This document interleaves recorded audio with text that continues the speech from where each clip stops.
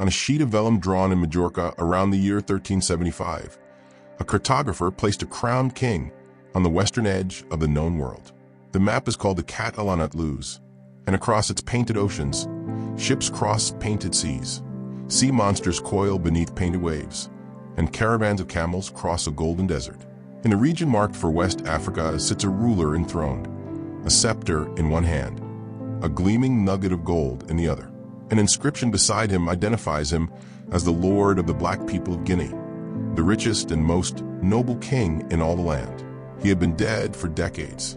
Around him, the map is crowded with the visual language of the medieval imagination. Ships under sail, coastlines dotted with towns and flags, a compass rose, strange creatures inhabiting distant and poorly understood regions of the earth. Most of the figures on the Cat al-Andatlus are anonymous, symbolic, generic representations of unfamiliar lands. This one is not. He is named, seated, and singled out for his wealth, given more visual weight than almost any other human figure on the entire map. Why was a king from a land most of Europe had never seen worth painting onto one of the great maps of the medieval Mediterranean, given more prominence than kings whose kingdoms bordered the mapmaker's own? Why does his image sit there still 6.5 centuries later, gold in hand, on a document made by people who never met him, in a kingdom he never set foot in? The answer does not begin with the map. It begins more than 1,000 miles to the south and west, in an empire that did not need Europe's attention to already be powerful. By the time Mansa Musa inherited the throne, generally placed around the year 1312, Mali was not a hidden kingdom waiting to be discovered by outsiders. It was already one of the major political and commercial powers of West Africa, sitting astride trade routes that had linked the region to North Africa and the wider Islamic world for generations before he was born. Gold moved north, out of gold fields in the forests and savannas to the south, including productive regions such as Bambouk and Beret. Though the empire's wealth was never drawn from a single source alone, salt moved south out of desert mines like Gaza, carried across the Sahara in blocks worth their weight to communities far from any coast. Between the gold and the salt moved merchants, scholars, caravans, and information, flowing in both directions along routes that had existed long before any mapmaker in Majorca picked up a brush. Mali controlled critical junctions along these routes. Its rulers, who carried the title Mansa, presided over cities with courts, markets, mosques, and centers of Islamic learning. Tradition credits an earlier ruler, Sundiata Keita, with founding the empire roughly a century before Musa's reign, consolidating smaller states into the political structure Musa would eventually inherit. The empire's power rested on the same foundations that had supported it for generations before Musa was born: control of trade, control of territory, and a place within the wider Islamic commercial and intellectual world stretching from West Africa to Cairo and beyond. Traders moved not only gold and salt but copper, textiles, and enslaved people along these same corridors. And Islam had already taken root in Mali's courts and trading towns well before Musa's accession, brought and reinforced through generations of contact with North African and Middle Eastern merchants and scholars. Mansa Musa did not create this system. He inherited it. And what happened next in this story only makes sense once that is understood.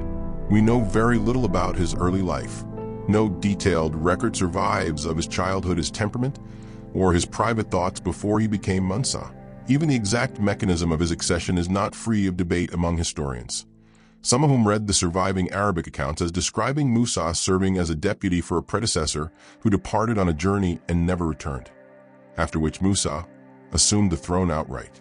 What survives instead of any personal record is an account of actions, decisions, journeys, and their consequences.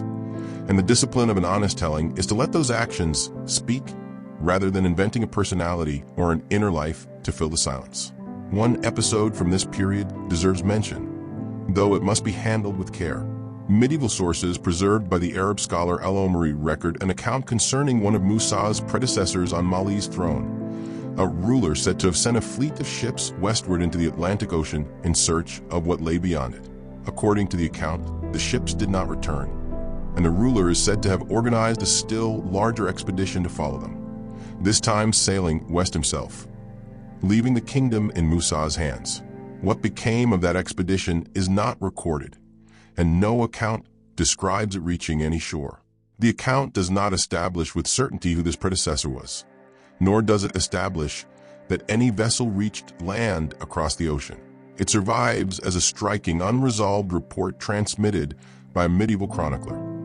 A curiosity worth noting, not documented history of transatlantic contact.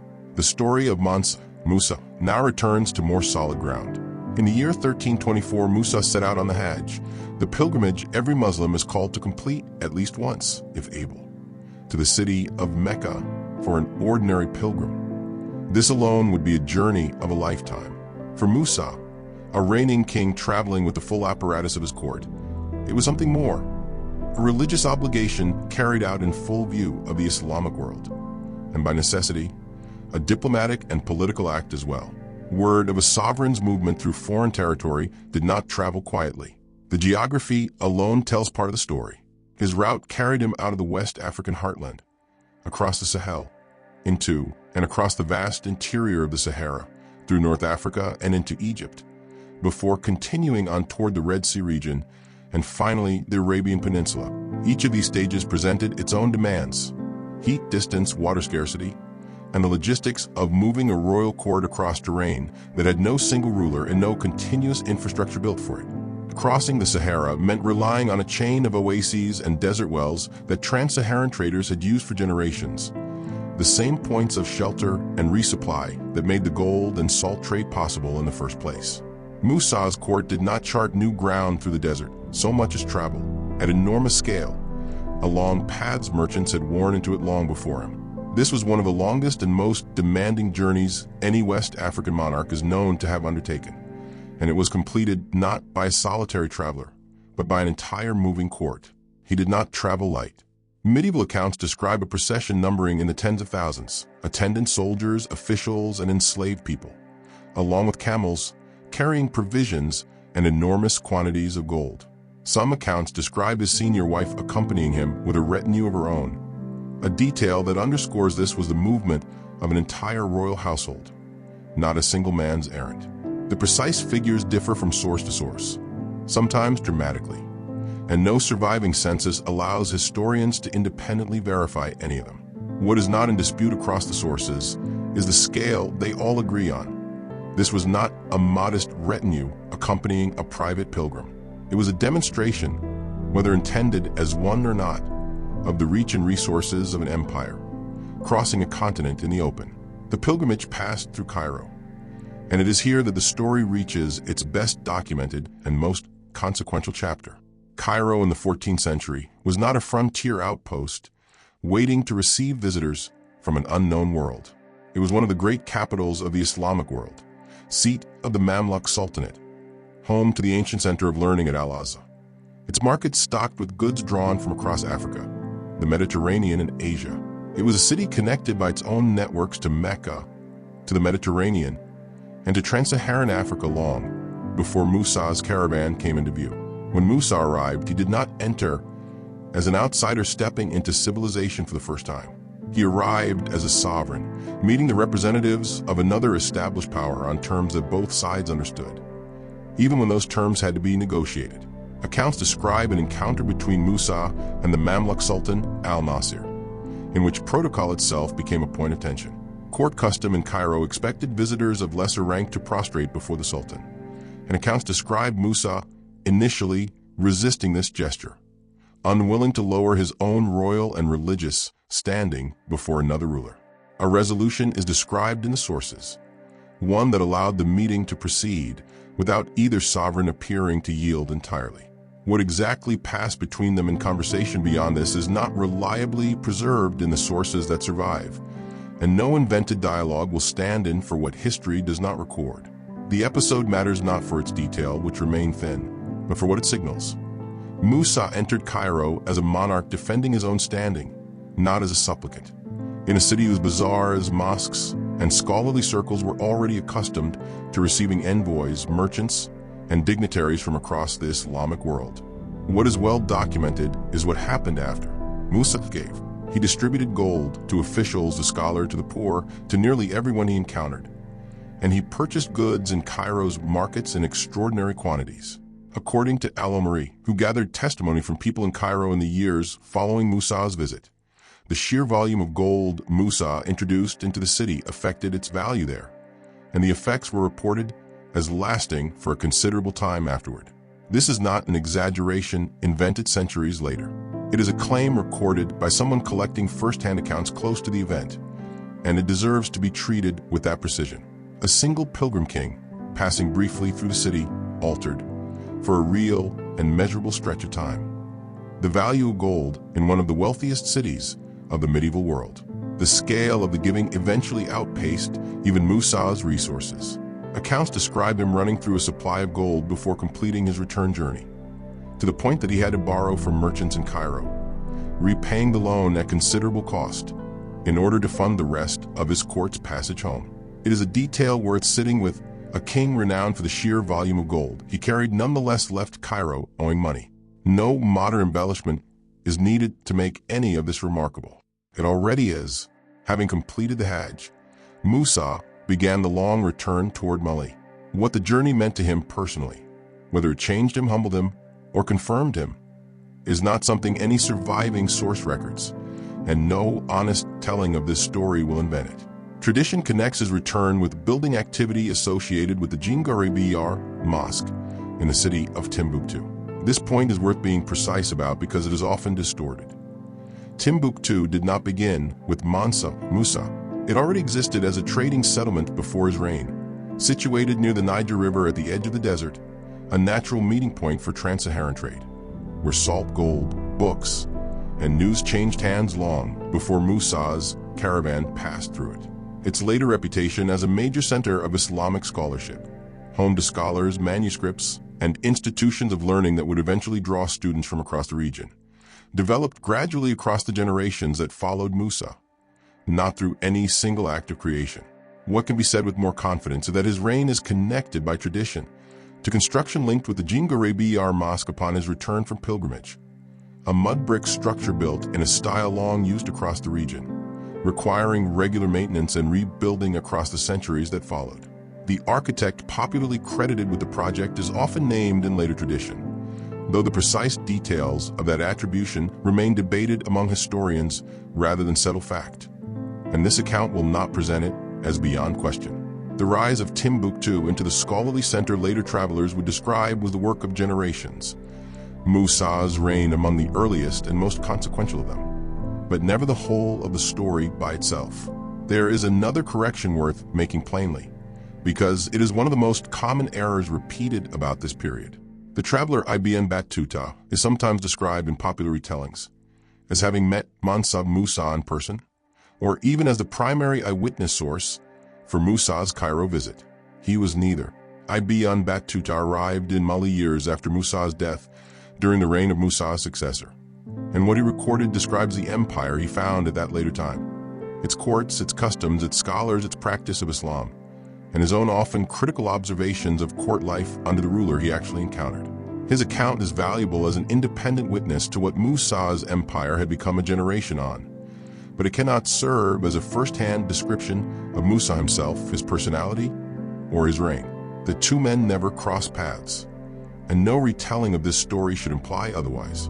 Musa's death is generally placed in the 1330s, with a date around 1337 often proposed by historians, though the precise year is not established with the same certainty as more thoroughly documented events of his reign. He was succeeded first by his son Magan, whose own reign is thinly documented in the surviving sources, and later by his brother Suleiman, whose rule is better recorded and who continued to govern an empire still functioning on the foundations Musa had inherited and reinforced. Mali did not collapse with Musa's death. The political and commercial institutions he had inherited, expanded, and briefly put on extraordinary display in Cairo continued to function beyond his lifetime, carried forward by the same networks of trade and governance that had built the empire long before he was born. But his reputation did something his empire's borders could not. It moved, and it kept moving, long after he was no longer alive to know it. Stories about the Pilgrim King, who had reshaped the value of gold in one of the great cities of the Islamic world, circulated through the same networks that had always connected West Africa to the wider Mediterranean and Islamic world. merchants carrying news alongside goods, travelers recounting what they had witnessed or heard, and scholars recording accounts of Mali in geographical and historical writing that circulated far beyond where it was written. The North African historian Ibn Khaldun, writing decades later, included information about Mali and its rulers drawn from informants and testimony gathered well after Musa's death, part of a broader Arabic scholarly tradition that treated Mali as a subject worth recording precisely because its wealth and power were already known across connected networks of trade and learning. Exactly how any single account passed from one person to the next, or which specific traveler carried which specific story into which specific hands, is not something any surviving source lays out step by step. And no honest telling will invent a tidy chain of messengers to make the story cleaner than the evidence allows. What can be said with confidence is broader and in its way more remarkable. Information about Mali and about Musa entered interconnected commercial and scholarly networks spanning North Africa, Egypt, and the Mediterranean world. Genoese, Catalan, and Jewish merchant communities active in North African port cities maintained regular contact with trans-Saharan trade networks, exchanging goods and information alongside gold and salt. And it was through channels like these, not any single documented courier, that knowledge of Mali's wealth reached the Mediterranean's commercial and map-making centers. These were the same broad networks that map-makers in places like Majorca drew upon when compiling what they believed they knew about distant lands, piecing together fragments of testimony from sailors, traders, and travelers into the images and inscriptions that filled their charts. That is how, roughly half a century after Musa's pilgrimage and decades after his death, a cartographer working on the Catalan Atlas painted a crowned West African king into a work meant to represent the known world. Not because Musa had ever seen such a map, and not because the map makers who painted him had ever seen his face, but because his story, filtered and carried through generations of merchants, travelers, and scholars, had traveled far enough to become part of what an educated Mediterranean audience believed it knew about the sources of the world's gold.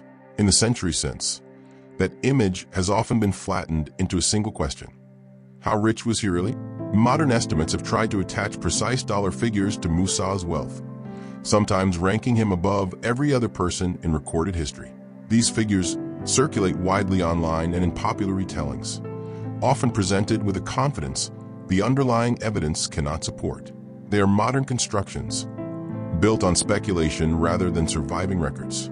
There's no medieval ledger, no royal accounting system, no census of Mali's treasury that allows for a reliable calculation of personal net worth by modern standards.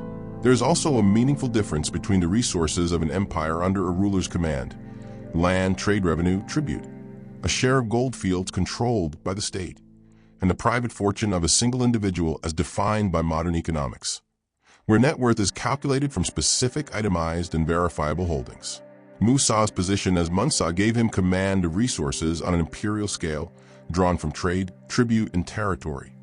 But converting that command into a single modern dollar figure requires layers of assumption that no surviving medieval source can actually support.